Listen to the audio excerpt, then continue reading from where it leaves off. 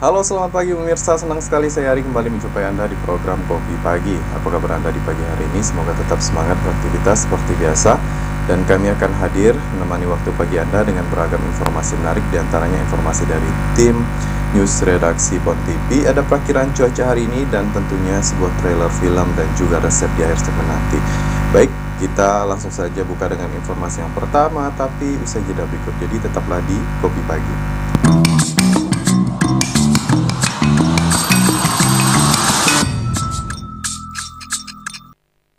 Anda kembali bersama kami di Kopi Pagi dan kita buka dengan informasi yang pertama pemirsa. Soft launching gedung baru Rektorat Universitas Pancabakti UPB Pontianak digelar Senin siang. Kehadiran sarana baru tersebut semakin memacu semangat seluruh sivitas akademika untuk menjadikan UPB sebagai universitas yang maju, unggul, dan membanggakan masyarakat Kalbar. Dengan ini, gedung Rektorat Universitas Pancabakti resmi dibuka untuk digunakan sebagaimana mestinya. Gedung baru Rektorat Universitas Pancabakti atau UPB Pontianak mulai diresmikan penggunaannya setelah dilakukan soft launching oleh keluarga besar UPB pada Senin siang 18 September 2023 di Jalan Komyo Sudarso, Jeruju, Pontianak Barat. Pengguntingan pita bersama dilakukan oleh Ketua Pembina Yayasan Pancabakti Pontianak, Yusuf Wanandi, Ketua Yayasan Garuda Wiko, Rektor UPB Purwanto, serta Wali Kota Pontianak, Edi Rusdi Kamtono. Kehadiran sarana baru dengan tampilan yang segar ini menurut Rektor UPB Purwanto akan semakin memacu semangat seluruh sivitas akademika untuk menjadikan UPB sebagai universitas yang maju, unggul, dan membanggakan masyarakat Kalimantan Barat. Ini hanya bisa kita lakukan dengan kebersamaan, dengan soliditas, kerja dengan komitmen yang tinggi dan dengan hati tentunya, dengan cinta untuk itu. Dan insya Allah UPB akan hadir sebagai universitas yang maju, universitas yang unggul dan universitas yang membanggakan bagi tidak hanya seluruh sivitas akademikanya, tetapi khususnya bagi masyarakat Kalimantan Barat. Menurut Purwanto, usia UPB yang telah mencapai 40 tahun menjadikan UPB sebagai satu-satunya universitas tertua swasta yang ada di Kalbar. Dengan total alumni mencapai 13 ribuan, banyak kiprah para alumni UPB yang dikatakan Purwanto telah memberikan kontribusi nyata untuk negara dan daerah. Adapun total mahasiswa UPB saat ini yakni sekitar 5 ribuan. Untuk pihaknya pun saat ini juga terus melakukan peningkatan kualitas pendidikan berbasis mutu di UPB. Dan sekarang jumlah mahasiswa kita, stadium badi kita lebih kurang ada 5.000 dan insya Allah kita juga lagi meningkatkan penguatan-penguatan yang berbasis kepada mutu. Untuk jadi peningkatan akreditasi kita optimalkan. Yang salah satu misalnya di Fakultas Hukum ini merupakan prodi ilmu hukum yang terakreditasi A dan satu-satunya di Kalimantan untuk perguruan tinggi swasta yang akreditasi prodi hukumnya A. Setelah itu juga menyusul prodi-prodi yang lainnya. Selain gedung rektorat yang baru saja diresmikan, pihak Universitas Pancabakti Pontianak juga akan membangun sarana-sarana baru lain yang semuanya ditargetkan akan rampung dalam waktu 3 tahun ke depan. Seperti diantaranya ialah waterfront UPB di pinggir Sungai Kapuas Jeruju Pontianak, sport center yang bertaraf internasional, serta apartemen. Setelah sinergi dan kolaborasi bisa kita maksimalkan, harapannya di dalam 3 tahun ke depan ini sudah ada peningkatan yang signifikan, terutama tadi yang menjadi target kita penyelesaian di waterfront, terus yang kedua juga pembangunan sport center yang bertaraf internasional yang kapasitasnya bisa 3.000 dan itu bisa dilakukan untuk event-event internasional. Bisa dilakukan di sini, mudah-mudahan ini bisa kita segera wujudkan dan kita juga lagi mempersiapkan untuk dibangunnya apartemen kampus kita sehingga nanti ketika kita melakukan pertukaran mahasiswa dari beberapa negara kita juga mahasiswa itu bisa Setelah soft launching gedung rektorat, acara pun dilanjutkan dengan diskusi publik bertemakan konfigurasi politik dan ekonomi menyongsong pelaksanaan pemilu 2024. Diskusi menghadirkan sejumlah narasumber yang kompeten di bidang masing-masing. Anwar Pontipi memberitakan.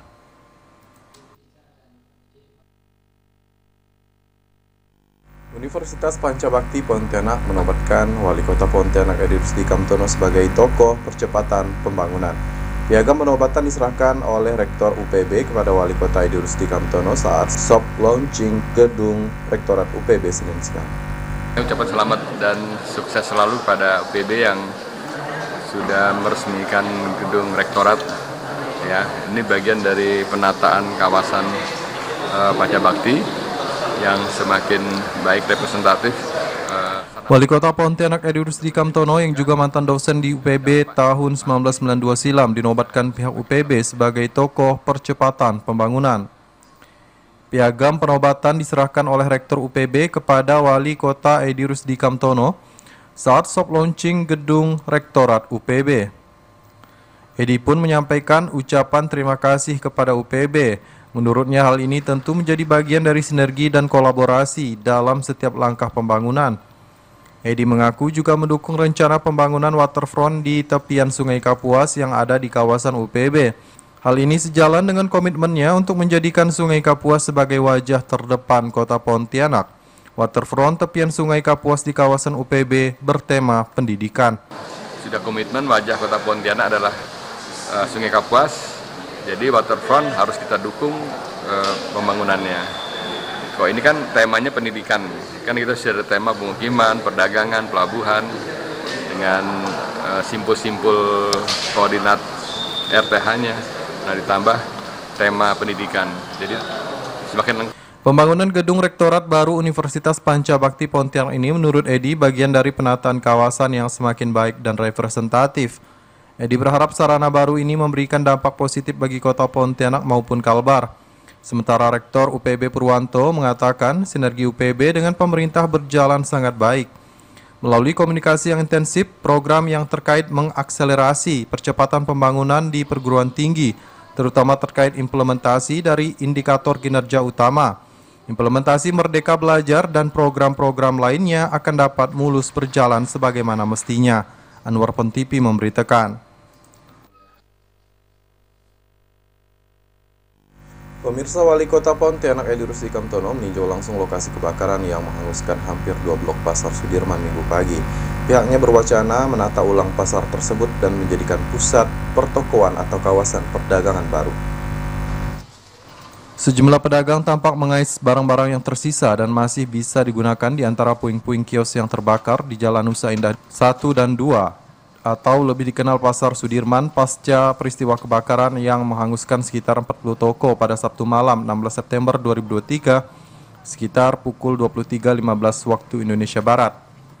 Wali Kota Pontianak Edi Rusdi Kamtono saat meninjau langsung lokasi kebakaran juga sempat berbincang dengan para pedagang yang telah berada di sekitar kios yang terbakar dan sebagian besar berjualan pakaian dan kelontong.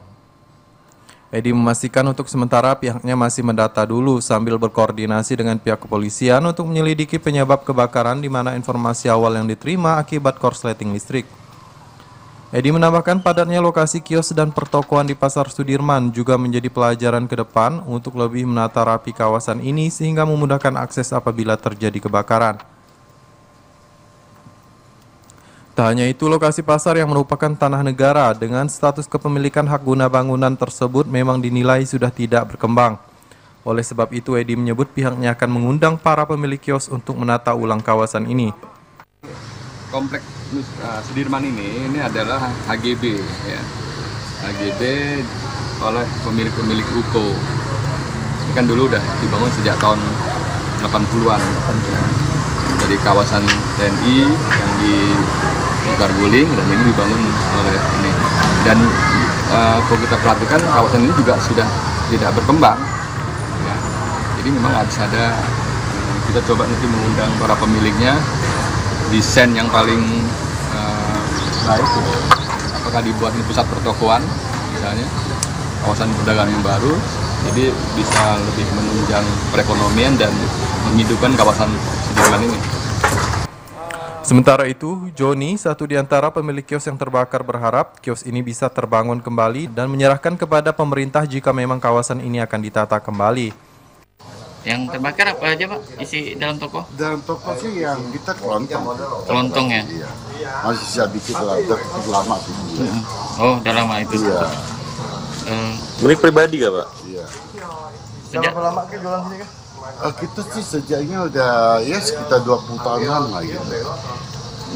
kira-kira kerugiannya berapa banyak? Wah, kita nggak bisa hitung ya. Nggak bisa hitung, nggak banyak lah, dikit aja lah sisa perjalanan. Tidak ada korban jiwa dalam musibah kebakaran ini, namun kerugian material diperkirakan lumayan besar. Tak Ayah Lady pun berharap semua pedagang sepakat dan mendukung apabila pemerintah ingin menata kembali kawasan Pasar Sudirman. Endra Pontipi memberitakan.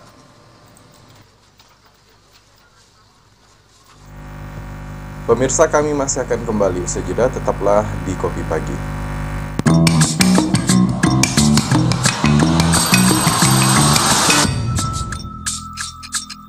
Anda kembali bersama kami di Kopi Pagi. Di segmen ini kami akan memberikan Anda perakiraan cuaca hari ini yang kami himpun dari bmkg.go.id. Ini dia. Itu dia perakiraan cuaca hari ini yang dapat kami sampaikan untuk Anda dan pemirsa, semoga bermanfaat. Kami akan kembali lagi sejedah berikut dengan informasi trailer film untuk Anda. Jadi tetaplah di Kopi Pagi.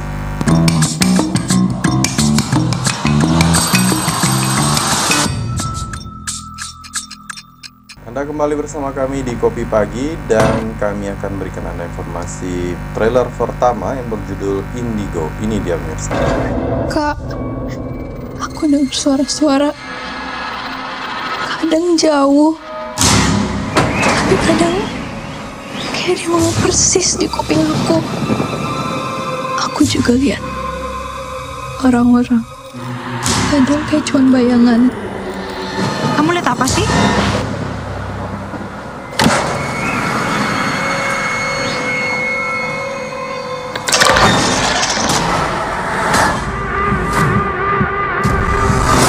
Orang-orang yang punya kelebihan bisa disebut indigo. Mereka memang bisa melihat sosok dari alam kematian. Kita yang indigo seperti magnet untuk mereka yang tidak terlihat. Dia ini mau menjadikan tubuh yang dirasuki sebagai tubuhnya. Hidup menjadi manusia. Kamu seorang indigo, Zora. Sama seperti adik kamu. Waktu kecil, orang tuamu suruh aku menutup kemampuan indigo kamu karena dia mencoba merasuki kamu.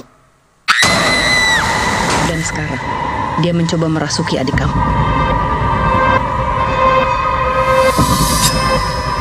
Ninda butuh bantuan dari saudara-saudaranya yang sudah tertutup atas izin membukalah kembali. Biarkan dia melihat, mendengar, merasakan apa yang sudah menjadi takdirnya.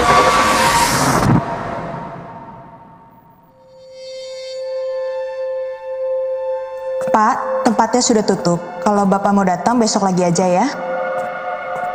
Pak?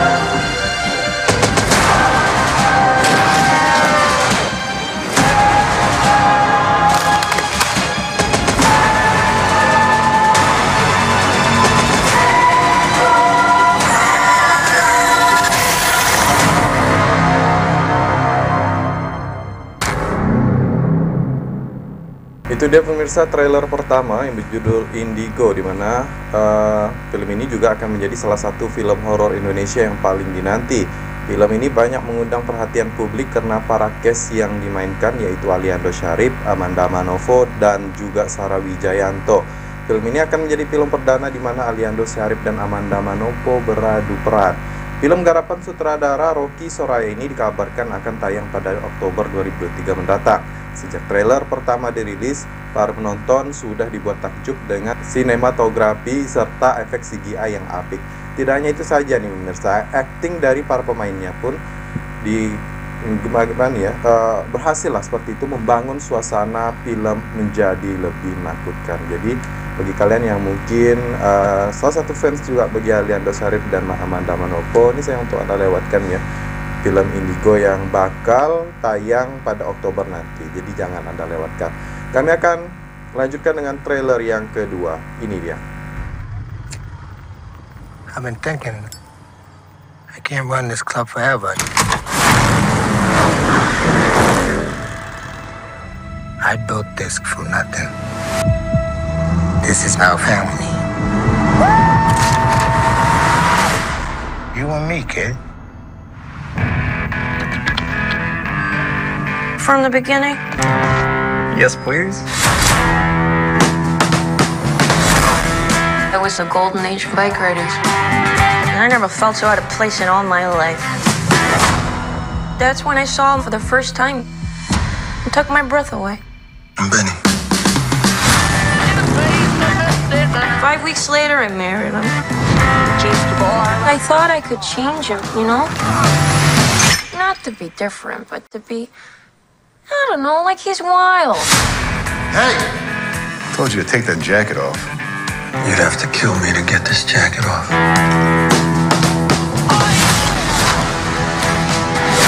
What about the bar? Burn it down. The club got real big real fast. They started running drugs, gambling, prostitution. Is that what this club is now? I want you to quit writing. Don't ask that. Benny.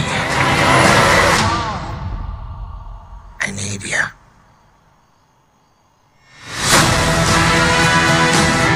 You can't have him.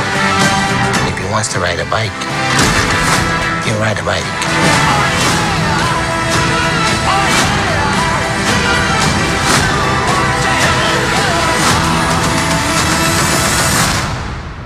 Hey, you know,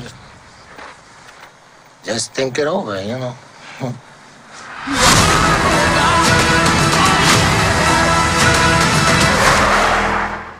Dan itu adalah trailer yang kedua berjudul The Bike Riders. Adalah drama Amerika rilisan tahun 2023 yang ditulis dan disutradarai oleh Jack Nichols. Kisah dalam film ini terinspirasi dari buku foto tahun 1967 dengan nama yang sama oleh Danny Lyon.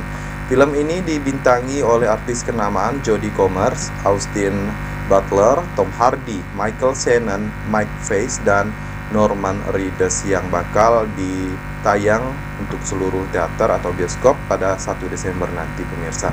Oke, itu dia informasi yang dapat kami sampaikan, yakni trailer film terupdate, dan kami akan tutup perjumpaan kita pada pagi hari ini dengan sebuah resep yang bisa menjadi referensi untuk menu pada hari ini. Akhir kata, si Ari beserta kru yang bertugas pamit undur diri. Selamat pagi, selamat beraktivitas, dan sampai jumpa.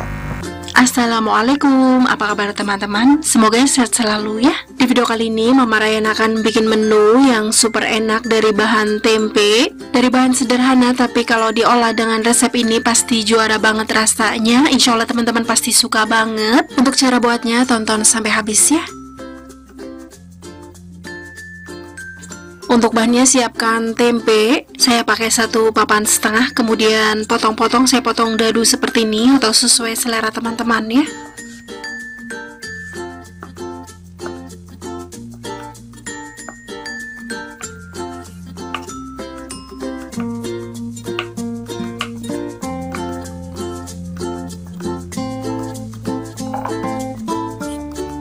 Setelah semua tempe dipotong-potong, kita sisihkan dahulu karena saya akan siapkan untuk bumbunya.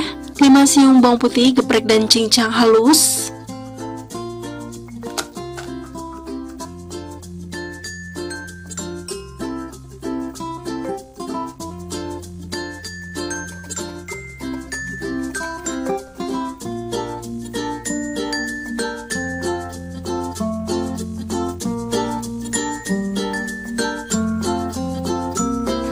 Cabai rawit merah 12 buah, kemudian potong bulat kecil seperti ini atau sesuai selera.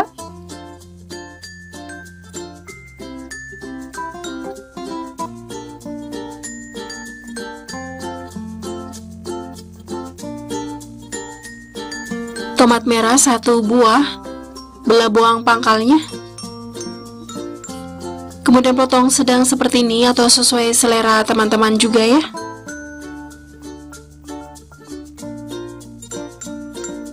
Daun bawang 3 batang, potong bulat sedang seperti ini. atau boleh juga potong sesuai selera teman-teman.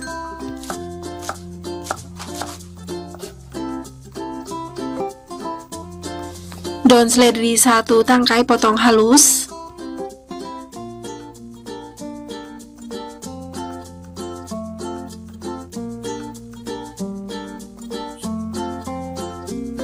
Selanjutnya panaskan minyak goreng secukupnya, goreng tempenya dulu. Ratakan sampai semua tempe terkena minyak, kemudian goreng tempe sampai setengah matang atau setengah kering.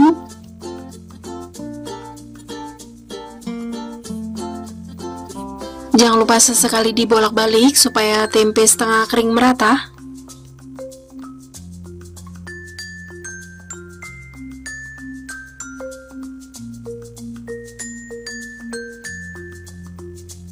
Setelah tempe setengah kering merata, kemudian angkat dan tiriskan.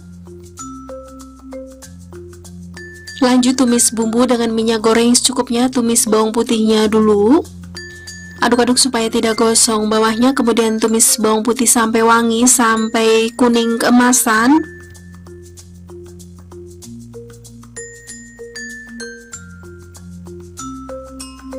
Setelah bawang putih kuning keemasan, kemudian masukkan tempenya yang tadi kita goreng. Aduk-aduk sebentar, oseng-oseng sebentar, kurang lebih setengah menit. Kemudian tambahkan air kurang lebih 250 ml.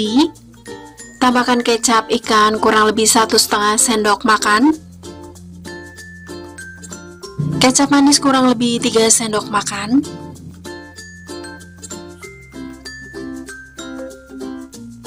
Tambahkan juga penyedap rasa dan lada bubuk, tidak perlu pakai garam ya, karena sudah asin dari kecap ikannya dan penyedap rasanya. Aduk-aduk sampai semua tercampur rata, kemudian masak sampai kuah setengah menyusut.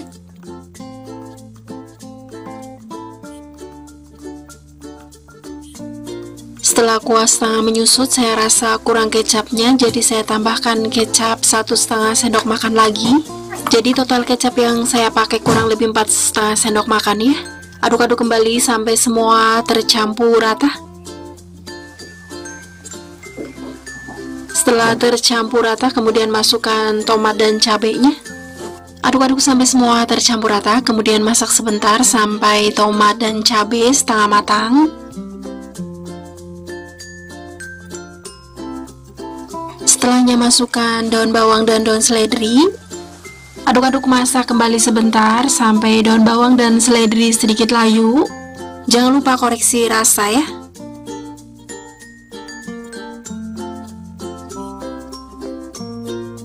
Setelah daun bawang dan daun seledri sedikit layu, ini sudah matang, matikan kompor, selanjutnya siap sajikan.